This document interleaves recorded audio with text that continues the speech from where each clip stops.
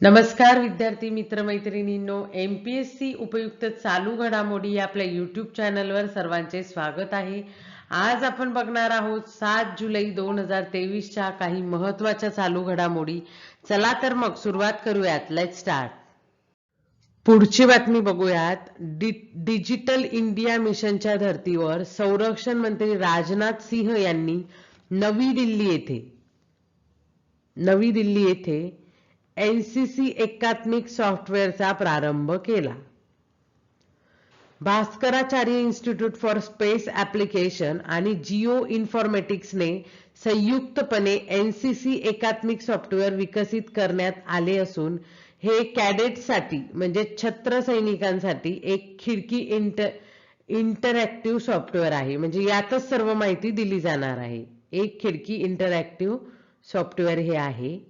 या कार्यक्रमादरम्यान एनसीसी आणि स्टेट बँक ऑफ इंडिया यांनी भारतीय स्टेट बँकेच्या पहली उडान या योजनेअंतर्गत सर्व एनसीसी कॅडेटसाठी डेबिट कार्ड, चेकबुक आणि पासबुक सुविधेसह शून्य शिल्लक खाती उघडण्यासाठी सामंजस्य करारावर स्वाक्षरी केलेली आहे।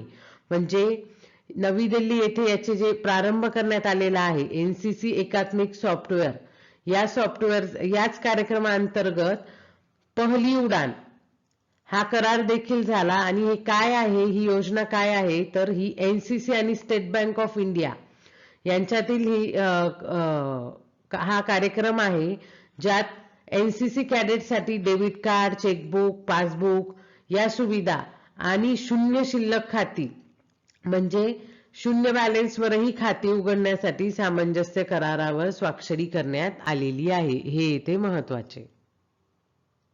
पुढची बातमी बघूयात। संरक्षण मंत्रालय आणि हिंदुस्तान एरोनॉटिक्स लिमिटेड HAL यांच्यात नवी दिल्ली येथे भारतीय तटरक्षक दलासाठी संबंधित अभियांत्रिकी पाठबळाच्या पॅकेज सहित 2 सुधारित डॉर्नियर विमान खरेदीचा करार करण्यात आला। पुण्यात संरक्षण मंत्रालय आणि HAL हिंदुस्तान एरोनॉटिक्स लिमिटेड यांच्यात हा करार करण्यात आला। या विमानांमुळे भारतीय तटरक्षक दलाच्या कार्यक्षमतेत असलेल्या सागरी क्षेत्राचा हवाई टेहळणीला आणखी मदत मिळणार आहे। हिंदुस्तान एरोनॉटिक्स लिमिटेडच्या वाहतूक विमान विभाग कानपूर येथील कारखान्यात स्वदेशी बनावटीची, आता हे डॉर्नियर विमान स्वदेशी बनावटीचे आहे, लक्षात ठेवायचे। तर स्वदेशी बनावटीने डॉर्नियर विमाने तयार केली जात आहेत। हे येथे महत्त्वाचे। कुठे? कानपूर येथील HALच्या वाहतूक विमान विभाग कानपूर येथे ही विमाने तयार केली जाते। कुठली? डॉर्नियर विमान। आता बघूयात पुढची बातमी। Vivekananda the philosopher of freedom या पुस्तकाचे मे 2023 मध्ये प्रकाशन करण्यात आले आहे। या पुस्तकाचे लेखक कोण आहेत, तर गोविंद कृष्णन वी हे या पुस्तकाचे लेखक आहे। कुठलं पुस्तक आहे? Vivekananda the philosopher of freedom हे या पुस्तकाचे नाव आहे। हे ते महत्त्वाचे। आणि याचे ऑथर कोण आहे, लेखक कोण आहे, तर ते आहे गोविंद कृष्णन वी। आता गोविंद कृष्णन वी हे एक पत्रकार आहेत। त्यांना 2014 सालीचा रेड इंक पुरस्कार मिळालेला आहे। तर लक्षात ठेवायचं, पुस्तक आणि त्यांचे लेखक यांच्यावर बऱ्याच वेळा प्रश्न विचारले जातात। Vivekananda the philosopher of freedom या पुस्तकाचे लेखक आहेत गोविंद कृष्णन वी। पुढची बातमी बघूया। जागतिक तापमान वाढीबाबत ही बातमी आहे। The United state national centre for environmental prediction NCEP national centre for environmental prediction या संस्थेने जाहीर केले आहे की 3 जुलै 2023 हा दिवस जगातील आतापर्यंतचा सगळ्यात उष्ण दिवस होता। कुठला दिवस त्यांनी सांगितला होता? 3 जुलै 2023 हा दिवस आतापर्यंतचा जगातील सर्वात उष्ण दिवस होता। या दिवशी जगाचे सरासरी तापमान म्हणजे ॲव्हरेज टेम्परेचर किती होते? 17.1 डिग्री सेल्सिअस। किती तापमान होते? 17.1 डिग्री सेल्सिअस एवढे त्या दिवशीचे तापमान होते. याआधी ऑगस्ट 2016 मध्ये, आता याच्या आधी कधी होता, ऑगस्ट 2016 मध्ये 16.92 डिग्री सेल्सिअस एवढे तापमान नोंदवले गेले होते. नंतर 4 जुलै 2023 ला म्हणजे 3 जुलै नंतर तापमान किती होते, 17.18 डिग्री सेल्सिअस एवढे तापमान होते. पहिल्यांदाच 3 जुलैला जगाच्या सरासरी तापमानाने 17 डिग्री सेल्सिअसचा टप्पा ओलांडला आहे. पर्यावरण बदल आणि एल निनोच्या प्रभावामुळे हे होत असल्याची शक्यता वर्तवली जात होती. पुढे 2023 ते 27 ही 5 वर्ष सर्वात जास्त उष्ण असण्याची शक्यता आहे असे येथे नोंदवले गेले आहे. हे कोणी सांगितले तर NCEP United states national centre for environmental prediction या संस्थेने हे जाहीर केलेले होते की 3 जुलै 2023 आतापर्यंतचा सर्वाधिक उष्ण दिवस होता. त्याचे तापमान किती होते, 17.01 डिग्री सेल्सिअस. नंतर 4 जुलैला किती तापमान झाले, 17.018 डिग्री सेल्सिअस.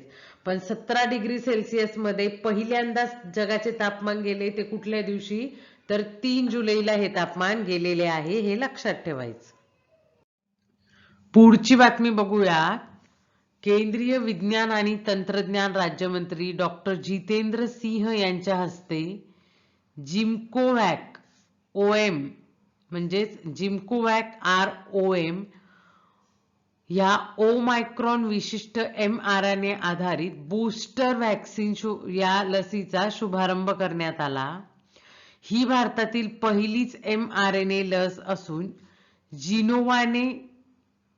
जिनोवा या कंपनीने जैवतंत्रज्ञान विभाग आणि जैवतंत्रज्ञान उद्योग संशोधन सहाय्य परिषद यांच्या आर्थिक मदतीच्या आधारे संपूर्ण स्वदेशी तंत्रज्ञान प्लॅटफॉर्म वापरून ही लस विकसित करण्यात आलेली आहे.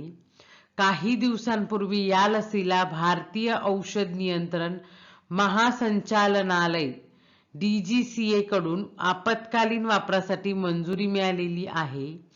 जिमकोवॅक ROM असे या लसीचे नाव आहे. काय आहे, जिमकोवॅक ROM. ही थर्मोस्टेबल म्हणजेच उष्ण वातावरणातही टिकणारी लस असल्याने, जसे इतर लस असतात ज्याला थंड वातावरणात ठेवलं जातं, शीतसाखळी पुरवठा लागतो, तशी सुविधा याला आवश्यक नाही, कारण ही थर्मोस्टेबल आहे. हे येथे महत्वाचे. ही लस सुईच्या इंजेक्शन शिवायही देता येऊ शकेल. ही लस पावडर स्वरूपात असेल, म्हणजे पावडर असेल, वापरायच्या वेळेस तिला लिक्विड म्हणजेच पाण्यात टाकले जाईल आणि मग ही वापरली जाईल. ही लस 28 दिवसांच्या अंतराने घेता येते, येथे महत्वाचे. तर ही आहे भारतातील पहिलीच mRNA लस जी संपूर्ण स्वदेशी तंत्रज्ञान वापरून बनवली गेलेली आहे. जी कुणामार्फत बनवलेली आहे, जिनोवा या कंपनीने ही बनवलेली आहे. जैवतंत्रज्ञान विभाग आणि जैवतंत्रज्ञान उद्योग संशोधन सहाय्यक परिषद यांच्या आर्थिक मदतीच्या साहाय्याने जिनोवा कंपनीने ही जिमकोवॅक ROM ओमायक्रॉन या विशिष्ट पॅथोजनच्या mRNA वापरून ही लस बनवली गेलेली आहे. आता आपण बघणार आहोत पुढे की mRNA काय आहे आणि mRNA लस काय असते आणि व्हॅक्सिन्स आणि त्याचे प्रकारही आपण पुढच्या स्लाइडमध्ये बघणार आहोत. तर या स्लाइडमध्ये महत्वाची गोष्ट म्हणजे जिमकोवॅक ROM ही ओमायक्रॉन विशिष्ट RNA आधारित लस आहे जी जिनोवा कंपनीने बनवलेली आहे. हे येथे महत्वाचे. आणि ही थर्मोस्टेबल लस आहे जिला शीतसाखळी पुरवठ्याची म्हणजे थंड वातावरणात ठेवण्याची गरज नसते. हे येथे महत्वाचे. आता बघूयात की व्हॅक्सिन्स काय आहेत. तर व्हॅक्सिन्स म्हणजे असे बायोलॉजिकल प्रिपरेशन ज्याच्यामुळे आपल्याला एखाद्या रोगापासून वाचण्यासाठी आधीच प्रतिकारशक्ती निर्माण होते. आता व्हॅक्सिन मध्ये काय असतं, तर जो पॅथोजन आपल्याला तो रोगाचा प्रादुर्भाव करू शकतो त्या पॅथोजनचा किंवा त्या ऑर्गॅनिझमचा वीकेंड फॉर्म म्हणजे कमकुवत व्हॅक्सिन कमकुवत बॅक्टेरिया, मायक्रो ऑर्गॅनिझम किंवा पॅथोजन किंवा कील केलेला, मृत केलेला किंवा फ्रॅगमेंटेड मायक्रो ऑर्गॅनिझमचा फ्रॅगमेंट, एक छोटासा भाग, किंवा टॉक्झिन, जे टॉक्झिन्स ऑर्गॅनिझम पासून प्रोड्यूस होतात तेही लसीत असू शकतात, किंवा असे बायोलॉजिकल प्रोडक्ट्स असतात जसे की त्यात काय असतं मग मायक्रो ऑर्गॅनिझम पासून बनवलेल्या अँटीबॉडीज, मायक्रो ऑर्गॅनिझमच्या अँटीबॉडीज, लिम्फोसाइट किंवा मग mRNA असतो. तर मग आपण आता बघणार आहोत की ह्या वॅक्सिनचे टाइप्स कुठले कुठले असतात. आता वॅक्सिन मध्ये काय वापरलेले आहे, जसे की विकन वॅक्सिन आहे, कील आहे की फ्रॅगमेंट आहे की टॉक्झिन वापरलेला आहे की mRNA वापरले आहे, यावरून वॅक्सिनचे टाइप्स पडतात. आता एकदा की आपण लस घेतली, शरीरात लस गेली की शरीरात सक्रिय प्रतिकार शक्ती तयार होते त्या विशिष्ट ऑर्गॅनिझमच्या विरोधात. म्हणजे विशिष्ट ऑर्गॅनिझमच्या विरोधात आपण लस घेतली की त्या ऑर्गॅनिझमच्या इन्फेक्शन आपल्याला होणार नाही. म्हणजे जर लस घेतल्यानंतर आपल्याला त्या रोगाचा प्रादुर्भाव झाला, इन्फेक्शन झाले, तर आपली इम्युन सिस्टीम त्याच्या विरोधात लढायला आधीच तयार असते. आधीच आपल्याकडे त्याच्या विरोधात लढण्यासाठी अँटीबॉडीज रेडी असतात. याला म्हटलं जातं वॅक्सिन, आणि अशा प्रकारे वॅक्सिन काम करतं. आता आपण बघणार आहोत की टाइप्स ऑफ वॅक्सिन, पुढे बघूयात. आता आपण बघितले की वॅक्सिन काय असतात, वॅक्सिन कसे वर्क करतात बॉडीत गेल्यावर. तर आता आपण बघणार आहोत की टाइप्स ऑफ वॅक्सिन. सर्वात पहिला टाइप आहे इनऍक्टिव्हेटेड वॅक्सिन. आता इनऍक्टिव्हेटेड वॅक्सिन मध्ये काय असतं, it uses the kill version of germ that causes disease. म्हणजे जो डिसीज कॉझिंग पॅथोजन असतो त्याचं किल व्हर्जन, मृत व्हर्जन इथे वापरलेलं असतं, त्याला म्हटलं जातं इनऍक्टिव्हेटेड. तो पूर्णपणे इनऍक्टिव्हेटेड असतो. त्याच्यात एक्झाम्पल कुठले कुठले आहेत बरं मग, हेपॅटायटिस ए, पोलिओ, फ्लू, रॅबिज, हे जे वॅक्सिन्स आहेत ते इनऍक्टिव्हेटेड वॅक्सिनचा प्रकार आहेत किंवा त्याचे एक्झाम्पल आहेत. सेकंड आहे लाईव्ह अटेन्युएटेड वॅक्सिन. आता लाईव्ह अटेन्युएटेड वॅक्सिन म्हणजे काय, it uses a weaken version of किंवा attenuated version of that pathogen which causes the diseases. म्हणजे लाईव्ह अटेन्युएटेड वॅक्सिन मध्ये काय वापरलेलं असतं, तर विकन फॉर्म ऑफ पॅथोजन, म्हणजे जो रोग कारक असतो त्याचा विकन फॉर्म इथे वापरलेला असतो त्या पॅथोजनचा. याला म्हटलं जातं लाईव्ह अटेन्युएटेड वॅक्सिन, म्हणजे जिवंत असतो पण वीक असतो असे. मग त्याचे एक्झाम्पल कुठले कुठले आहेत बरं, असे कुठले कुठले वॅक्सिन आहेत जे लाईव्ह अटेन्युएटेड आहे, तर MMR, मिझल, मम्स, रुबेला, हे जे वॅक्सिन आहे MMRचं वॅक्सिन ते लाईव्ह अटेन्युएटेड आहे. दुसरं आहे रोटा व्हायरस, मग small pox, chicken pox, yellow fever, याच्यासाठी वापरले जाणारे वॅक्सिन्स हे लाईव्ह अटेन्युएटेड वॅक्सिन्सचे एक्झाम्पल आहे. त्याच्यानंतर तिसरा प्रकार आपण बघूयात, म्हणजे यात काय आहे, सब युनिट, रिकॉम्बिनंट, पॉलिसॅकराइड किंवा कॉन्जुगेटेड. आता यात काय असतं, सब युनिट, रिकॉम्बिनंट, पॉलिसॅकराइड किंवा कॉन्जुगेटेड वॅक्सिनचा हा जो प्रकार आहे याच्यात काय यूज केलेलं असतं, it uses a specific piece of that germ किंवा पॅथोजन. लाईक आता स्पेसिफिक पीस वापरलेला असतो, म्हणजे सब युनिट वापरलेलं असेल, प्रोटीन सब युनिट, किंवा मग रिकॉम्बिनंट पार्ट वापरलेला असेल, DNA वापरलेला असतो, किंवा मग पॉलिसॅकराइड्स असतात, म्हणजे शुगर्स वापरले जातात, प्रोटीन वापरले जातात, किंवा मग कॅस्पिड्स म्हणजे केसिंग अराउंड द जर्म, जर्मच्या अराउंड जे जे कव्हरिंग असतं त्याला कॅस्पिड म्हटलं जातं, तेही वापरलं जातं. तर ते कोणत्या प्रकारात येतं, subunit, recombinant and polysaccharide conjugated vaccines मध्ये येतं. तर याचे एक्झाम्पल काय आहे, जे सब युनिट, रिकॉम्बिनंट किंवा पॉलिसॅकराइड किंवा कॉन्जुगेटेड प्रकारात येतात, तर हिप, यात काय येतं, हिमोफिलस इन्फ्लुएन्झा टाईप बी, जे टाईप बीचं जे वॅक्सिन असतं ते याचं एक्झाम्पल आहे. त्याच्यानंतर निमोकोकल वॅक्सिन आहे, हेपॅटायटिस बीचं वॅक्सिन आहे, HPV म्हणजेच ह्युमन पॅपिलोना व्हायरसचं जे वॅक्सिन आहे ते सुद्धा या प्रकाराचं असतं. आता आपण बघणार आहोत चौथा प्रकार. आपण एक तिघ प्रकार बघितले, आता चौथा प्रकार बघणार आहोत, तो म्हणजे जे ज्याच्याबद्दल ही न्यूज आहे, जिमकोवॅक ROM वॅक्सिन. तो कुठला आहे? mRNA वॅक्सिन आहे. आता तीन प्रकारचे RNA असतात, mRNA, tRNA आणि rRNA. तर हा स्पेसिफिक जो mRNA असतो याचं काम काय असतं, तर हा रायबोझोम्स जे प्रोटीन सिंथेसाइज करतात त्यांना मेसेज पाठवतो की कुठल्या प्रकारचं प्रोटीन सिंथेसाइज करायचं आहे. म्हणजे हा काय आहे? एका प्रकारचा मेसेंजर RNA आहे. आता आपण हे वरचे तीन प्रकार बघितले, त्याला काय म्हटलं जाईल की कन्व्हेन्शनल प्रकार आहेत. याच्यात काय वापरलं जात होतं, तर या प्रकारांमध्ये एक तर किल किंवा लाईव्ह अटेन्युएटेड म्हणजे विकन वॅक्सिन वापरला जात होता, किंवा एखादा पार्ट वापरला जात होता, पीस वापरला जात होता त्या पॅथोजनचा. पण आता हे RNA जे वॅक्सिन आहे, mRNA वॅक्सिन, हे नवीन आहे. हे स्पेशली आत्ता डेव्हलप केलं गेलेलं आहे. केव्हा? की जेव्हा COVID-19चा प्रादुर्भाव झाला तेव्हा हे डेव्हलप केलं गेलेलं आहे, नवीन प्रकारचं वॅक्सिन. तर यात काय वापरलं जातं? It uses mRNA is a type of RNA that is necessary for protein production. आता याच्यात काय वापरलं जातं? mRNA वापरला जातो, त्याच्या नावातच सांगितलं जातंय. आणि तो काय करतो की प्रोटीन प्रोडक्शन साठी एक मेसेज पाठवतो. आता mRNA ज्यावेळेस लसीद्वारे एंटर होईल सेलमध्ये, तर तो सेलला इन्स्ट्रक्शन देईल की कुठल्या प्रकारचे प्रोटीन्स बनवायचे. मग प्रोटीन सिंथेसाइज केले जातील, प्रोटीन बनवले जातील सेलने द्वारे. आणि एकदा का प्रोटीन सिंथेसाइज केले गेले तर हा जो लसीतला mRNA असतो त्याला नष्ट केलं जातं, तो बस्ट होऊन जातो. आणि mRNA जो सेलच्या न्यूक्लियसमध्ये एंटर करत नाही. वॅक्सिन मधला जो mRNA असतो तो सेलच्या न्यूक्लियसमध्ये एंटर करत नाही, म्हणून तो कुठल्याही प्रकारचा आपल्याला डिसीज कॉज करू शकतो का? नाही करू शकत. मग हा mRNA जे वॅक्सिन आहे हे का महत्वाचं आहे, तर हे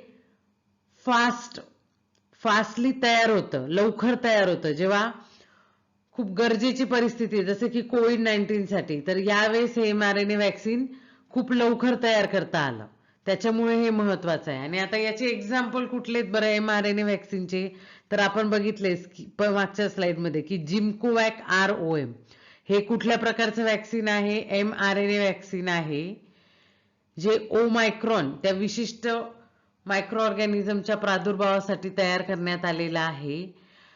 दुसरे आहे फायझर आणि मॉडर्ना कंपनीचे जे वॅक्सिन्स आहेत ते सुद्धा mRNA वॅक्सिन आहे, जे COVID-19च्या विरोधात डेव्हलप केले गेलेले आहे. आणि जिमकोवॅक वॅक्सिन हे भारतीय बनावटीचे वॅक्सिन आहे, हे इथे महत्वाचे आहे.